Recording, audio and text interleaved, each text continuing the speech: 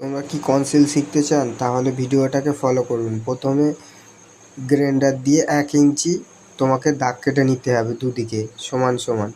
তারপরে এই যে ভাইব্রেট মেশিন যদি থাকে, ভাইব্রেট মেশিন দিয়ে বা কেউ ছেনি হাতুড়ি দিয়েও ছাড়াতে পারবে ইঁটগুলো।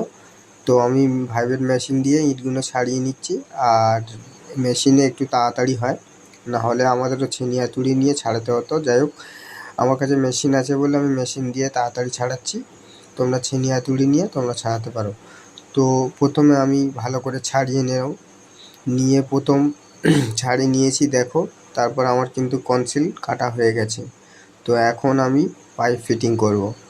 তো কোথায় কি কলটল হবে সেই বুঝে তোমরা একটা যেখানে যেখানে কোমর বসবে সেখানে সেখানে পয়েন্ট দেবে, ঠিক আছে? তাহলে তোমরা শিখে গেছো। তো এবার বাড়ি গিয়ে একবার ট্রাই মেরে দেখতে পারো, চেষ্টা করলে সফলতা পাবে।